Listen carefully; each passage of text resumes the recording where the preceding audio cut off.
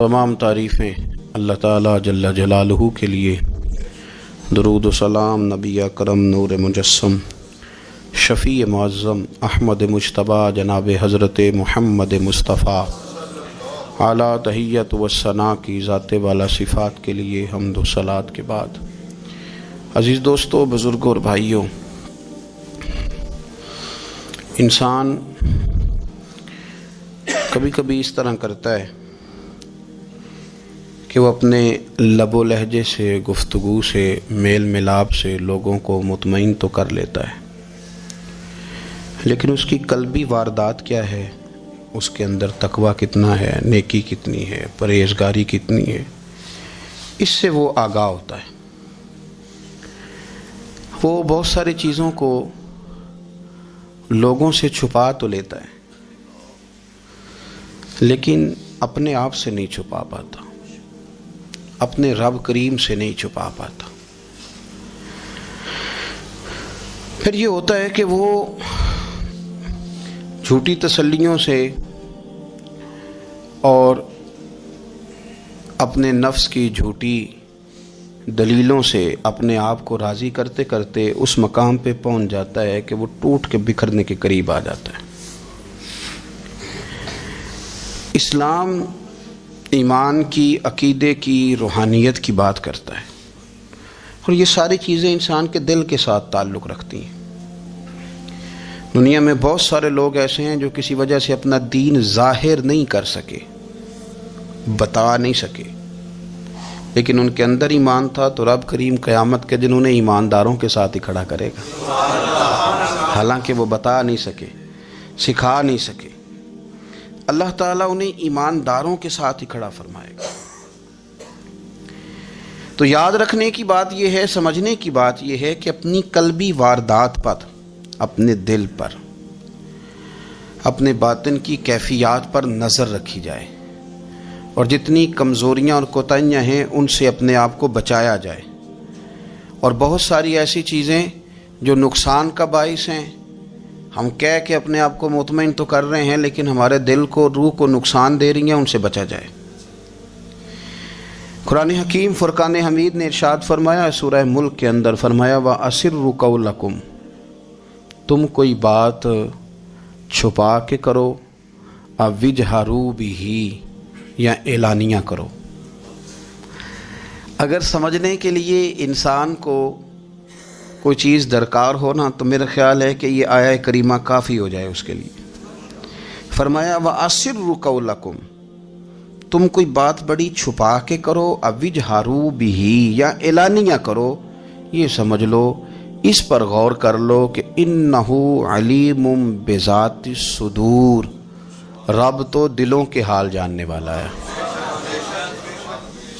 تم اعلانیہ کرو یا چھپا کے کرو، وہ تو جانتا ہے، علیم بذات الصدور، وہ تو دلوں کے حال جاننے والا ہے۔ تم بے شک اونچا کرو، بے شک آہستہ بولو۔ آیت نازل کب ہوئی؟ شان نزول بھی بڑا انوکھا ہے۔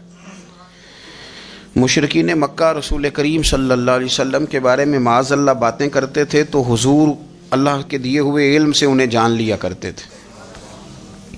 ایک دن وہ باتیں کر رہے تھے، تو باتیں کرتے کرتے نا مشرکین مکہ نے عجیب بات کر دی، نادان تھے نا، جانتے نہیں تھے، عجیب بات کر دی، کہنے لگے آہستہ بولو، کہیں محمد صلی اللہ علیہ وسلم کا رب سن نہ لے،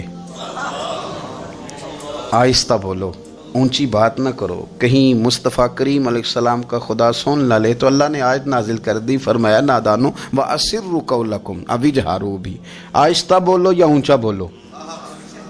اور شارحین نے، مفسرین نے لکھا ہے نہ بھی بولو، آہستہ بولو یا اونچا بولو، یا بے شک تم کوئی بات زبان سے ادا نہ بھی کرو، إِنَّهُ عَلِيمٌ بِذَاتِ الصُّدُورِ، رب تو تمہارے دلوں کے حال جاننے والا ہے، اسے تو پتہ ہے تم نے سینے میں کیا چھپایا ہے، حسد چھپایا ہے کہ رشک چھپایا ہے، عداوت چھپائی ہے کہ محبت چھپائی ہے، اسے تو پتہ ہے، اسے خبر ہے، اس لیے کہ وہ نظر ہی تمہارے دل پہ رکھتا ہے، اسے پتہ ہے تمہارے اندر کیا ہے۔ ہم لوگوں نے نا اپنی سارے معاملات دنیا داروں سے، لوگوں سے، یاروں سے، دوستوں سے وابستہ کر لیے۔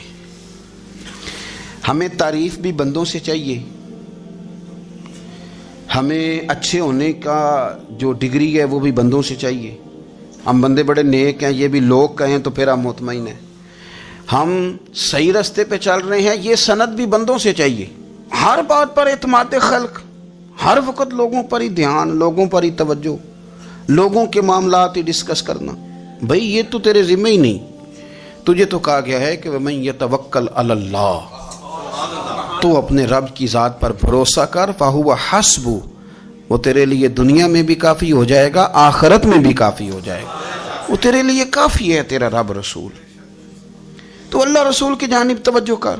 ہماری ساری معاملات بندوں کے ساتھ مطلب فلانے کو کیا مل رہا ہے، فلانا کدھر جا رہا ہے، فلانے کے پیسوں پہ میرا کتنا حق ہے، فلانا آگے نکل گیا، فلاں پیچھے رہ گیا، فلاں نے محبت سے نہیں دیکھا، فلاں نے یہ کر دیا. آپ ساتھ چھوڑیں. یہ تو ہر وقت تو ذکر آپ کو اللہ کا کرنا تھا. یا ایھا الذین آمنوا اذکروا اللہ ذکرا کثیرا وسبحوہ بکرۃ واسیلا. یہ جو آپ ہر وقت بندے کر رہے ہیں یہ تو آپ کو حکم ہی نہیں ہے. آپ نے تو ہر وقت اللہ اللہ کرنی تھی. تو جو کام کرنے کا تھا وہ چھوڑ دیا، جو نہیں کرنا چاہیے تھا اس پہ بحث شروع کر دی.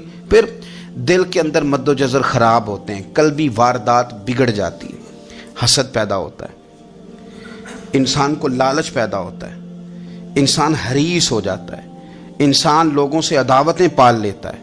کبھی ایسا کام نہ کرے. شہد بڑا میٹھا ہوتا ہے.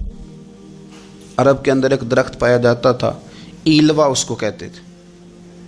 اس طرح ہمارے ہاں نیم نہیں ہوتی، کڑوا ترین اس کا ذائقہ ہوتا ہے. اور آپ کچھ دیر اس کو پانی میں ڈال دیں تو پانی بھی سارا کڑوا ہو جاتا ہے، چونکہ اس کے خمیر میں رب کریم نے کرواہٹ رکھی ہے اور حکمت ہے. اس کرواہٹ کا بھی اپنی جگہ فائدہ ہے. لیکن حضور سید عالم صلی اللہ علیہ وسلم نے ایک مثال بیان فرمائی اور وہ بڑی سمجھنے کی ہے. حضور مثالیں دیتے تھے تو کمال ہو جاتی تھی. بڑے سے بڑا ان پڑھ بندہ بھی اس کی روح تک بات اتر جاتی تھی.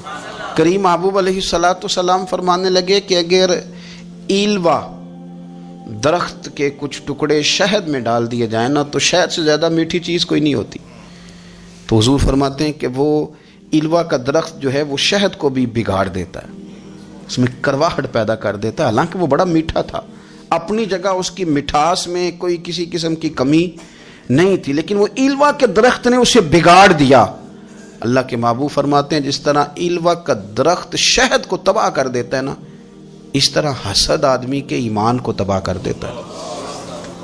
ایمان بڑی میٹھی چیز ہے، بڑی حسین چیز ہے، لیکن جب حسد آ گیا نا، حسد ہے کیا؟ حسد بندوں سے نہیں ہوتا، یہ سمجھ لیں. حسد کا مطلب، حسد کی لغوی تعریف یہ ہے کہ یہ سمجھ لینا کہ یا اللہ اسے نہیں دینا چاہیے تھا، مجھے دینا چاہیے تھا. یہ تعریف ہے. تو حسد ہوتا کس سے؟ حسد دراصل بندے پہ نہیں کیا جاتا. حسد کا معنی یہ ہے کہ آپ اللہ کی تقسیم پر اعتراض کر رہے ہیں. آپ کا کہنا یہ ہے کہ یا اللہ یہ تقسیم ٹھیک نہیں ہوئی، معاذ اللہ یہ ادھر چلا گیا، یہ تو ادھر آنے والی چیز تھی. تو یہ آپ نے ڈائریکٹ جو مقابلہ شروع کیا، معاذ اللہ یہ تو آپ نے اللہ کی تقسیم کے ساتھ شروع کر دی. تو پھر دل میں بگاڑ آتا ہے، پھر انسان ٹوٹ پھوٹ کا شکار ہوتا ہے، پھر وہ کمزور پڑ جاتا ہے، پھر وہ ایسی باتیں کرتا ہے جو اس کے منصب کے مطابق نہیں ہوتی، کچی بات کرتا ہے، کمزور بات. اللہ بہتر جانتے ہیں کون سی چیز اس نے کہاں رکھنی ہے. رب کی حکمت پر اور اس کی دی ہوئی توفیق پر راضی رہنا ایمان کا تقاضا ہے. لیکن ہمیں تو چاہیے تقسیم اپنی مرضی کی. ادھر کیوں چلا گیا، ادھر آنا چاہیے تھا. بھئی آپ کو یہ کس نے حق دیا ہے؟ مالک نے جو چاہا، جب چاہا، جہاں چاہا اپنے فضل سے عطا فرمایا. حسد، اور پھر اس کے اگر کوئی حسد نہیں کرتا تو لالچ شروع کر دیتا ہے. وہ کہتا ہے کہ یہ جو اس کا مال ہے اس میں میرا بھی حق تھا، یہ تو مجھے ملنا چاہیے تھا. آپ یقین کریں کہ بندے بندوں سے کم پیار کرتے ہیں، جیبوں سے زیادہ پیار کرتے ہیں. اس بندے کو تو کوئی نقصان نہیں جس کے ساتھ آپ نے تعلق رکھا ہوا ہے جیب کا، لیکن آپ بڑے کمزور ہو گئے. آپ جب لالچ کر لیا، نفسانیت میں آ گئے تو آپ کمزور پڑ گئے. آپ نے مطلب کیا، آپ کا کیا خیال تھا کہ رب کی بارگاہ سے کوئی کم ملنے والا تھا جو بندوں پہ اتنی توجہ کر لی؟ حضرت بہلول دانا رحمۃ اللہ علیہ نے کیا خوبصورت انداز ہے. رب کریم کے بندوں کی باتیں اللہ کے لشکروں میں سے لشکر. کیا سوچ تھی، کیا نظریہ تھا، کیوں یہ لوگ اتنے مضبوط تھے؟ فکری طور پر مضبوط تھے، فکری طور پر. ہارون رشید حج کر کے واپس آ رہا ہے. حضرت بہلول دانا راستے میں بیٹھے ہیں، ملاقات ہو گئی، کہنے لگا حضور کوئی حکم ہو تو بتائیے گا۔ فرمانے لگے کوئی نہیں، تو جا اپنا کام کر۔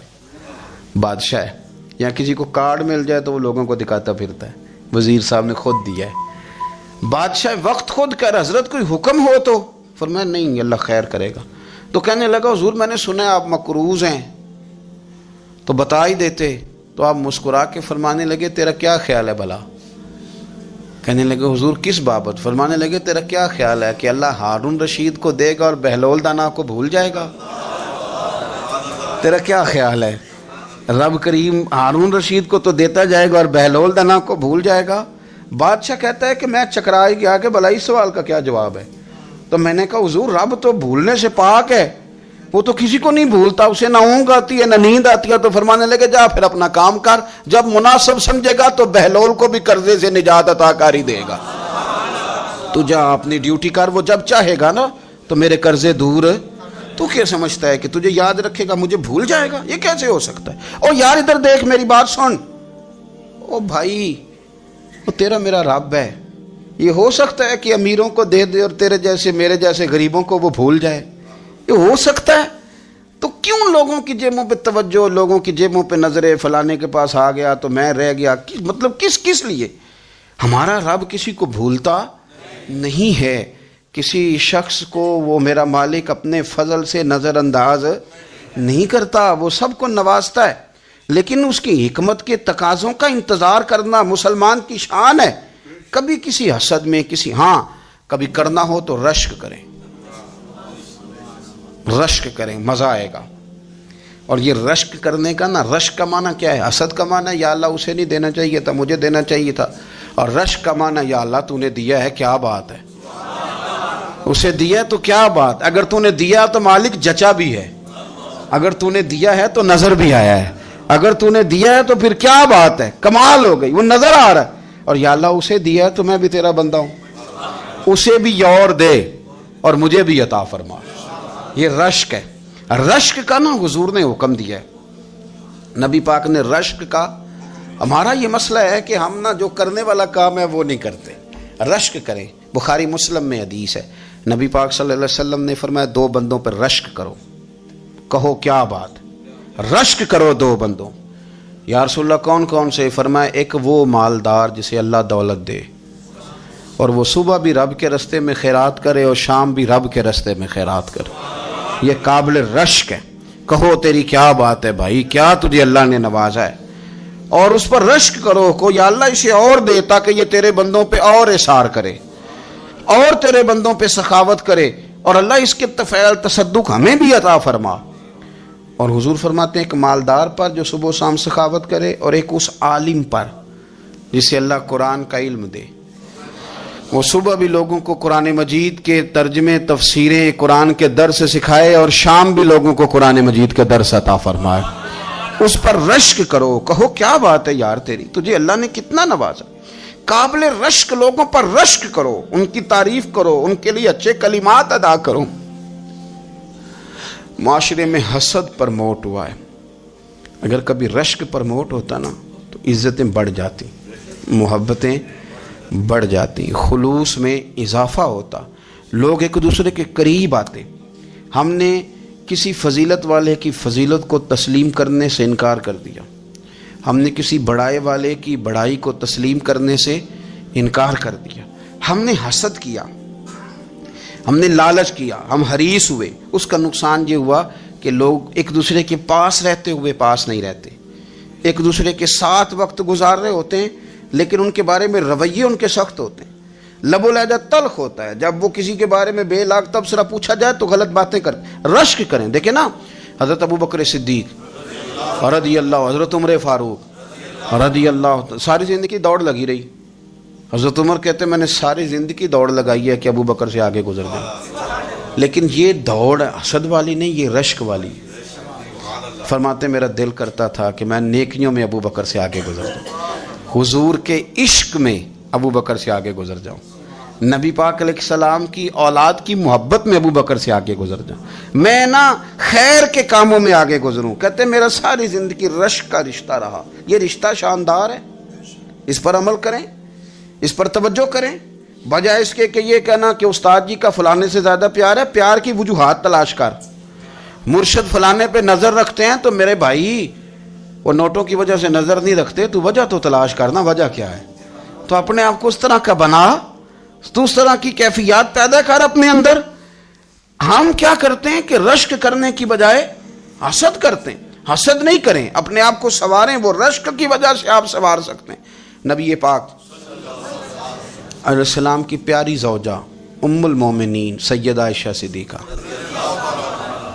بڑی شان ہے اس خاتون کی، بڑی عظمت ہے ان راہوں کے صدقے جن رستوں سے سیدہ پاک کی سواریاں گزرا کرتی. کیا درجہ اللہ نے دیا ہے سیدہ عائشہ صدیقہ کو. کہتی ہیں حضور کا وصال میری گود میں ہوا ہے. اور مولا علی شیر خدا فرماتے ہیں میں نے حضور کو سب سے زیادہ عائشہ صدیقہ سے پیار کرتے ہوئے دیکھا. اور عائشہ صدیقہ رضی اللہ تعالیٰ عنہ فرماتی ہیں میں نے حضور کو سب سے زیادہ فاطمہ الزہرا سے پیار کرتے دیکھا. یہ الگ ماحول ہے ان کا آپس میں. تو حضرت عائشہ صدیقہ اتنا بڑا مقام، لیکن وہ فرماتی ہیں میں نے ساری زندگی سیدہ خدیجۃ الکبریٰ پہ رشک کیا. میں نے کہا کیا بات تھی اس خاتون کی جو وصال کر گئیں، لیکن شاید کو دن خالی جاتا ہو کہ مدینے والے ان کی وفاؤں کا ذکر نہ کرتے. شاید کوئی خالی دن جاتا. کہتی ہے میں نے اتنا قابل رشک ماحول نہیں دیکھا. ایک دن حضور گھر میں گوشت لائے اور مجھ سے فرمایا عائشہ گوشت پکاؤ. تو میں اسے صاف کرنے لگی تو حضور فرمانے لگے شوربہ ذرا زیادہ کرنا. میں نے عرض کی حضور کیا کچھ مہمان آئیں گے گھر میں؟ تو فرمایا نہیں عائشہ، مدینہ منورہ میں نا مجھے پتہ چلا ہے خدیجۃ الکبریٰ کی کچھ سہیلیاں آئی ہیں، تو شوربہ بنا، میں انہیں پہنچاؤں گا. خدیجہ کی سہیلیوں کو شوربہ زیادہ پکا ذرا. تو حضرت عائشہ صدیقہ کہتی ہے میں نے بڑے نرم لب و لہجے میں بڑی بنا سوار کے مسجع مکفہ چن کے جملے بات کی. میں نے عرض کی حضور سنا ہے وہ آپ سے 15 سال عمر میں بڑی تھیں، نکاح بھی پہلے ہو چکا تھا، اور بتاتے ہیں لوگ کہ بظاہر کوئی حسن و جمال بھی اس ماحول کا نہیں تھا. حضور اللہ نے آپ کو جوان اور خوبصورت بیویاں دی ہیں، پر میں جب بھی سنتی ہوں جناب خدیجہ کا ذکر ہی سنتی ہوں. میں نے رشک کے انداز میں کہا. کہتی میں بات کہہ کے خاموش ہو گئی، اور جب میں نے نظر اٹھا کے دیکھا تو حضور کی آنکھوں میں آنسو. نبی پاک صلی اللہ علیہ وسلم کا یہ انداز دیکھا تو میں نے کہا حضور میں رب رسول کی بارگاہ میں توبہ کرتے ہیں، اب تو رو دیے. تو حضور فرمانے لگے عائشہ یہاں جو بھی آیا ہے نا وہ سکھوں اور آسانیوں کے دنوں میں آیا ہے، اور خدیجہ میری ان دنوں کی ساتھی تھی جو میرے تکلیف کے دن تھے، میری آزمائشوں کی، میری پریشانیوں کی میری ساتھی تھی. جب لوگ مجھے تکلیف دیتے تھے میں گھر جاتا تھا تو مجھے کہتی تھی حضور آپ تو صلہ رحمی کرتے ہیں، غریبوں کا بوجھ اٹھاتے ہیں، آپ تو لوگوں کے ساتھ محبت سے پیش آتے ہیں، حضور آپ پریشان نہ ہو، آپ کا رب آپ کو ہمیشہ عزتیں ہی عطا فرمائے گا. فرمایا وہ میری تکلیفوں کی اسے کیسے. میرے بھائی رشک کیا لوگوں نے ایک دوسرے پر، حسد نہیں کیا. ہم تو نا جی اپنی مرضی کے فیصلے کرتے کرتے پیچھے رہ گئے. ہم نے لوگوں کو پیچھے کرنے کا سوچا تھا لیکن ہم سب سے پیچھے رہ گئے. ہم نے سیاست اور سازش کی تھی کہ کچھ لوگوں کے دلوں پہ پیر رکھ کے میں اپنا قد اونچا کروں گا، کچھ کے سینوں پہ پیر رکھ کے، لیکن ایسا نہیں ہوتا. یہ ہوتا نہیں. آپ کسی کی جگہ نہیں لے سکتے، اس لیے کہ رب نے سب کی جگہ اپنی اپنی بنائی ہوئی، سب کی جگہ. ہاں ایسا ضرور ہوتا ہے کہ کئی دفعہ نا ہم اپنے مقام کو گرا لیتے ہیں. وہ کسی نے کہا تھا کہ ایسا نہیں کہ تیری جگہ کوئی اور آ گیا، لیکن تیرا مقام بھی اب تیرا نہیں رہا. ہوتا یہ ہے کہ ہم نہ گرا لیتے ہیں اپنے آپ کو. اگر ہم رشک کا ماحول پیدا کریں، رشک کا، اور ہم کہیں کہ کیا بات ہے میں بھی سفر کروں گا، اس جانب جاؤں گا، بجائے یہ کہنا کہ فلاں آدمی بڑا آگے نکل گیا ہے، یہ کر کے نکل گیا ہے، وہ کر کے نکل گیا ہے، یہ کہنا کہ یار میں بھی رب کریم کی اس مدد کو تلاش کرتا ہوں جس کی برکت سے اللہ نے اس پر فضل فرمایا ہے. امام غزالی فرماتے ہیں 3 لوگوں میں حسد زیادہ ہوتا ہے، بغض زیادہ پیدا کر لیتے ہیں. اب چونکہ مضمون ہے تو ساری بات کھل کے ہی کرنی پڑے گی نا. فرماتے ہیں 3 لوگوں میں حسد، بڑے عہدے والوں میں حسد زیادہ ہوتا ہے. یعنی صوبائی وزیر کہتا ہے کہ حق میرا ویسے وفاقی وزیر کا تھا، اور وفاقی وزیر کہتا ہے کہ جتنا میرا تجربہ ہے نا مجھے بنایا وزیر اعظم ہی جاتا تو بات ٹھیک تھی. حسد زیادہ، بڑے عہدوں والوں میں حسد. اور امام غزالی فرماتے ہیں مالداروں میں حسد زیادہ ہوتا ہے. غریب نے غریب سے کیا جلنا ہے؟ جلنے کو شے ہی کوئی نہیں، کس سے جلیں گے؟ تو غریب تو بیچارہ 4 روٹیاں ہوتی ہیں تو کہتا ہے چلو ٹھیک ہے آ جاؤ، دونوں مل کے بیٹھ جاتے ہیں۔ غریبوں کے دوست بھی غریب، امیر حسد کرتے ہیں، وہ سودے پہ سودا کرتے ہیں، وہ ایک دوسرے کی کمزوریاں بیان کرتے ہیں۔ میں نے گاہکوں کو نفع لیتے دیکھا ہے، فلانے سے مال لیتے تھے جی، اس نے بڑا تنگ کیا، تو کہتا ہے اسی طرح کا تو مجھ سے خریدا کر۔ لوگ استعمال کر جاتے ہیں، وجہ بیچ میں کیا ہوتی ہے؟ حسد، عداوت، خرابی ہوتی۔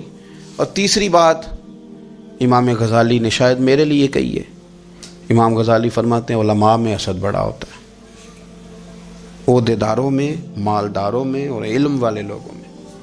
وہ بھی اللہ کی تقسیم پر راضی نہیں ہوتے، چونکہ وہ سمجھتے ہیں مجھے یہ لفظ آتے ہیں، میری قابلیت زیادہ ہے، میں زیادہ پڑھا لکھا ہوں، تو یہ منصب بھی میرا تھا، یہ کام بھی میرا تھا، یہ بھی میرے پاس ہونی چاہیے۔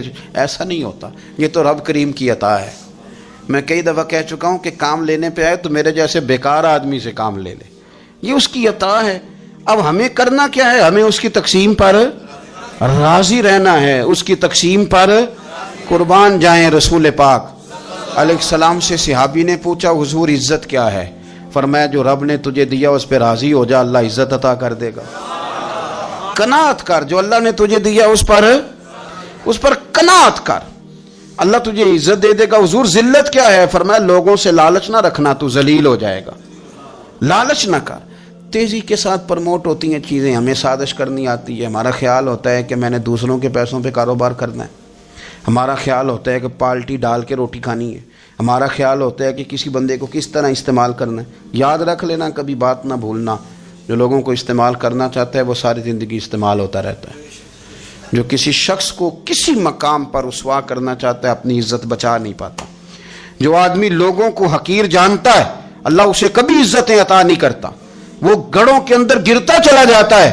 یاد رکھیں جو عزتیں دینی شروع کر دے رب اسے باعزت بنا دیتا ہے، جو پیار کرنا شروع کر دے معاشرے میں لوگ اس سے پیار کرنے لگ جاتے۔ جو کسی دیکھیں اگر ہم وہاں سے مانگے جہاں سے سب کو ملتا ہے تو پھر بندوں پر اتنی نظر رکھنے کی ضرورت باقی رہتی نہیں ہے۔ ادھر دیکھیں رشک کریں گے تو لالچ سے بھی بچیں گے، حسد سے بھی بچیں گے۔ بخاری مسلم میں حدیث ہے، حضرت ابو ہریرہ رضی اللہ تعالیٰ عنہ کہتے ہیں ہم حضور کی بارگاہ میں حاضر تھے تو کچھ غریب لوگ حاضر ہوئے، غربا۔ انہوں نے عرض کی یا رسول اللہ صلی اللہ علیہ وسلم ایک گزارش کرنے آئے۔ حضور نے فرمایا کہو۔ یا رسول اللہ امیر تو ہم سے آگے نکل گئے۔ حضور نے فرمایا کس بات میں؟ عرض کی حضور نمازوں میں نہیں ہم گزرنے دیتے، اتنے نفل وہ پڑھتے ہیں اتنے ہم بھی پڑھ لیں گے۔ صحیح بتانا صحیح، آج کل یہ نمازوں کا مقابلہ بھی ہے کہ نفل میں نے زیادہ پڑھنے، عبادت میں نے۔ ہمارے اصحاب رحمۃ اللہ علیہ فرمایا کرتے تھے آستانوں پہ گدی نشینوں کا تو رولا ہوتا ہے، اللہ اللہ کرنے کا رولا نہیں ہوتا۔ یہ تو شور ہوتا ہے کہ سجادہ میں ہوں سجادہ، اور سب نے کوئی نہ کوئی کہانی سنائی ہوتی، کہتے نہیں ابا جی مجھے کہہ گئے تھے کان میں، دوسرا کہتا نہیں مجھے لکھ کے دے گئے تھے، تیسرا کہتا تمہیں تو پتہ ہی نہیں، تم تھے ہی نہیں، عمرے پہ تو میرے ساتھ گئے تھے، جو میرے ساتھ ان کا معاہدہ ہوا وہ خانہ کعبہ میں ہوا ہے، لہذا میرا پہلا نمبر ہے۔ سب کے پاس کوئی نہ کوئی معاملہ ہوتا ہے، یہ سارے کام کوئی ضروری نہیں۔ ضروری کیا ہے کہ وہ جو کہتے تھے کرو، جس نے سب سے زیادہ کر کے دکھایا ہے وہ زیادہ جانشین ہے، وہ زیادہ جانشین ہے جس نے زیادہ کر کے دکھایا۔ معاملہ تو یہ ہے کہ اس رستے پہ کس کس نے چلنا ہے۔ لوگ تو سجادہ نشینی سے بھاگا کرتے تھے، بھاگتے تھے۔ حضرت ابو بکر صدیق رضی اللہ تعالیٰ عنہ کا وصال ظاہری ہوا تو حضرت عمر خلیفہ بنے، تیسرا دن تک خلیفہ بنے ہوئے، 2-3 چھوٹی چھوٹی بچیاں آ گئیں، چاچا جان آپ خلیفہ بنے؟ فرمایا ہاں۔ چلو پھر عصر کے بعد ابو بکر ہمارے گھر جاتے تھے۔ فرمایا پتر تمہارے گھر کیا ہے؟ کہنے لگی ہم یتیم ہیں، ہمارا بھائی کوئی نہیں۔ ابو بکر روز عصر کے بعد آتے تھے، ہماری بکریوں کا دودھ دھو کے ہمیں دے جاتے تھے، کچھ بیچ کے گزارا کر لیتی تھیں، کچھ پی لیتی تھیں۔ چچا 3 دن ہو گئے، میری اماں بھی روتی ہے، بہنیں بھی روتی ہیں، آپ چلیں گے؟ تو جناب سیدنا عمر فاروق کہتے ہیں میں نے دستار سر پہ رکھی اور پٹکا میں نے اپنے کندھے پہ رکھا، بیٹیاں آگے آگے میں پیچھے پیچھے، روتے جا رہے۔ ایک صحابی نے پوچھا عمر کیوں رو رہے ہو؟ کہنے لگے یار یہ ابو بکر کتنا مشکل رستہ دے کے گیا، کتنا مشکل رستہ ہے اس کے طریقے پہ چلنا۔ یہ لوگ تو سجادہ نشینی اتنا کٹھن کام تھا، لوگ بھاگا کرتے تھے، شوق آ گیا، اب رسول کریم علیہ السلام کے حضور ناز حاضر ہو کے عرض کی حضور امیر آگے گزر گئے، نمازوں میں نہیں ہم گزرنے دیتے، ہم ان سے زیادہ پڑھیں گے، نفلوں میں نہیں گزرنے دیتے، زیادہ پڑھیں گے۔ یا رسول اللہ صلی اللہ تعالی علیہ وسلم، ہم انہیں نا تلاوت قرآن پاک میں نہیں آگے گزرنے دیں گے، وہ ہم زیادہ پڑھیں گے، لیکن حضور وہ مالدار ہیں، غلام آزاد کرتے ہیں، صدقات کرتے ہیں، خیرات، اس کا ہم کیا کریں؟ حضرت سیدنا ابو ہریرہ فرماتے ہیں کہ جواب تو حضور نے بعد میں دینا تھا، پر جب ان کا سوال ختم ہوا تو میں نے حضور کا چہرہ نور دیکھا تو رسول پاک کا چہرہ خوشی سے کھلتا ہوا مجھے نظر آیا۔ گویا یہ جو رشک ہے نا کہ نیکی میں آگے گزرنا، یہ حضور کو اتنا پسند آیا کہ ان کے سوال سے حضور بڑے راضی ہوئے۔ کریم فرمانے لگے، حضور فرمانے لگے میں تمہیں ایک وظیفہ بتاتا ہوں، تم وہ پڑھو، امیر جتنی بھی نیکیاں کریں گے نا اللہ تمہیں ان کے برابر ثواب دے دے گا، لے لو نسخہ، یہ کرو کام۔ یا رسول اللہ بتائیں، فرمایا رات کو نا 33 بار سبحان اللہ پڑھا کرو، 33 بار الحمدللہ پڑھا کرو، 34 بار اللہ اکبر پڑھا کرو۔ اب جتنی بھی نیکیاں امیر کریں گے نا تمہارے وظیفے کی برکت سے اللہ تمہیں ان کے برابر ثواب عطا کر دے۔ اب جناب ابو ہریرہ کہتے میں نے ان کے چہرے دیکھے تو مجھے یوں محسوس ہوا کہ جس طرح کسی بندے کی کھوئی ہوئی رقم مل جائے تو وہ راضی نہیں ہوتا، کھوئی ہوئی رقم مل جائے تو بڑا جیسے کوئی اس کے ہاتھ، چلیں اپنا ترجمہ کر لیتے ہیں، کمیٹی نکلنے پہ نہیں بندہ بڑا راضی ہوتا کہ 11 مہینے سے دے رہا تھا، 10 مہینے سے چلو نکل ہی آئی ہے، شکر ہے اللہ کا، بڑا خوش ہوتا ہے بندہ، بڑا راضی ہوتا ہے۔ اس طرح ان لوگوں کے چہرے کھل اٹھے، کیا بات ہے حضور، بس اب نہیں ہم گزرنے دیتے۔ گھر چلے گئے، وظیفے پڑھنے لگے۔ کچھ دنوں کے بعد ان میں سے کچھ لوگ واپس آئے۔ حضرت ابو ہریرہ کہتے ہیں مجھے چونکہ وہ پرانی بات یاد تھی تو میں دلچسپی سے ان کا آنا جانا دیکھنے لگا۔ وہ کریم کی بارگاہ میں آ کے بیٹھے تو ان میں سے ایک شخص بڑی پریشانی کے ساتھ کہنے لگا حضور بڑی پریشانی لگ گئی۔ فرمایا کیا ہوا؟ عرض کی یا رسول اللہ صلی اللہ علیہ وسلم وہ جو آپ نے وظیفہ بتایا تھا نا، میرے کچھ پڑوسی امیر ہیں وہ تو انہوں نے بھی سن لیا ہے حضور، رات میں نے سنا ہے وہ مالدار بندہ ہے، صدقے خیرات بھی بڑے کرتا ہے، غلام بھی بڑے آزاد کرتا ہے، پر وہ بھی سوتے وقت 33 بار سبحان اللہ پڑھ رہا تھا، وہ تو اس نے بھی سن لیا حضور، وہ بات یہاں سے نکلی ہے، جانے کہاں کہاں پہنچ گیا، تو وہ بھی پڑھ رہا تھا حضور اب کیا بنے گا؟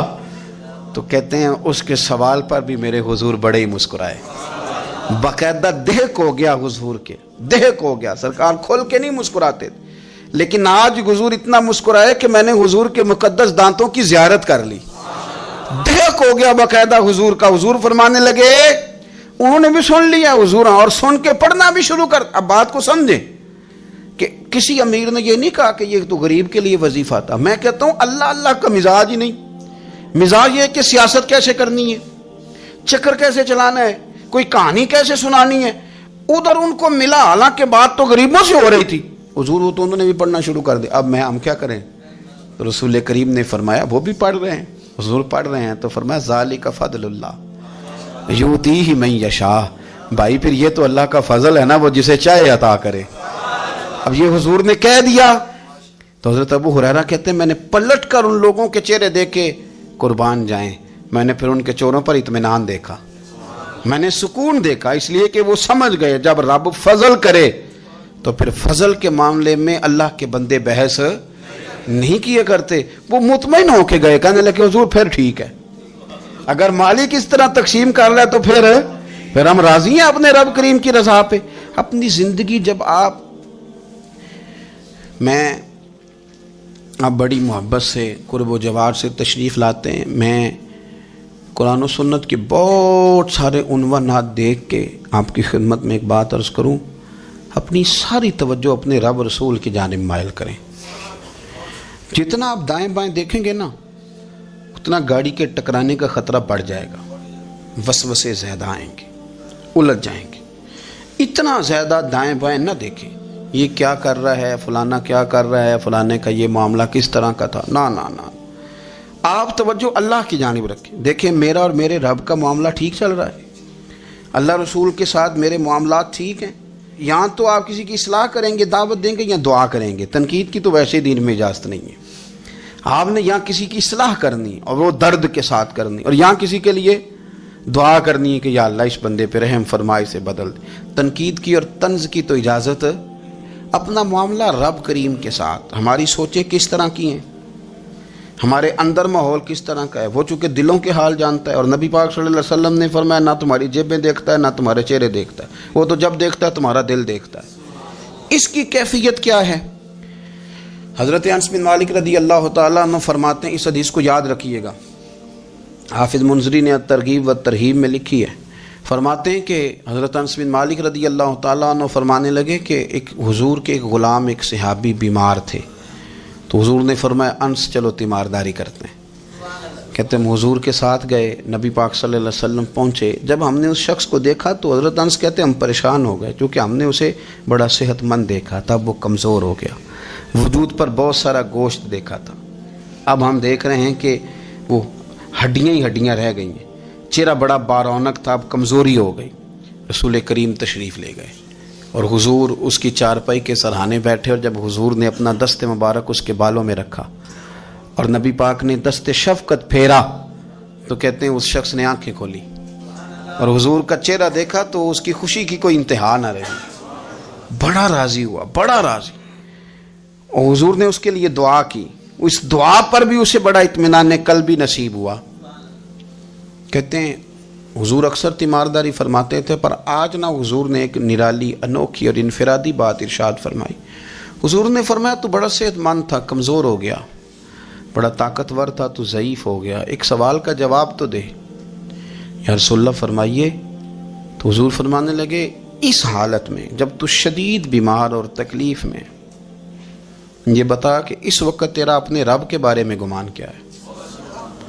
حضرت انس کہتے ہیں پہلے حضور بیماروں سے یہ سوال نہیں پوچھتے تھے، آج پوچھا، کیونکہ صحت میں لوگوں کی زبان پہ شکر ہوتا ہے اور بیماری میں شکوے ہوتے ہیں، معاذ اللہ۔ اس وقت اللہ کے بارے میں یہ سوچ حضور نے ہمیں دی ہے، ہم نے ہر وقت یہ ذہن بنانا ہے کہ یہاں رب کریم کے بارے میں کیا تصورات پل رہے ہیں، آوازیں کیا اٹھ رہی ہیں، اس وقت تیرا اللہ کے بارے میں گمان کیا ہے؟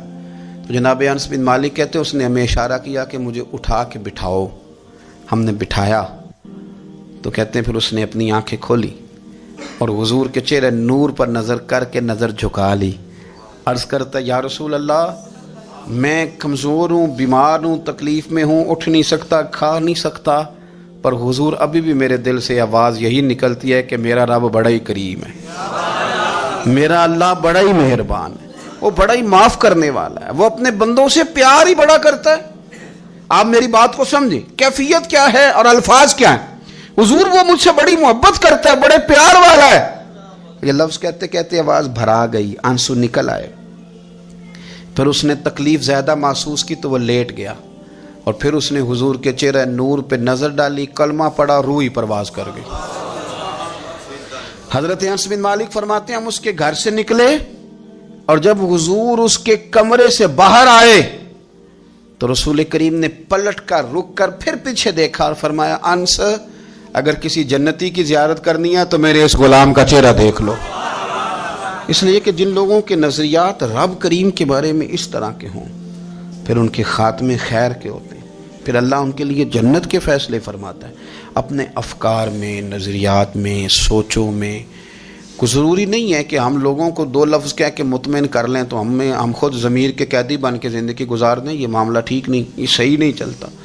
آپ اپنی قلبی واردات پر، قلبی خیالات اور تصورات پر کڑی نگرانی رکھیں گے، آپ دیکھیں گے کہ کہاں یہ مجھے خرابی کی طرف لے کر کے جا رہا ہے، کہاں یہ بدگمانیاں پیدا کر رہا ہے، کہاں یہ خرابیاں لا رہا ہے، یہ سختی پیدا کر دے گا، نفرتوں کو، لالچ کو، حسد کو، عداوت کو یہ بڑھا دے گا۔ آپ اپنے معاملات پر اپنے دل کو ہمیشہ حاضر رکھیں، اللہ اپنے محبوب کا صدقہ فضل کرے، وہ مقلب القلوب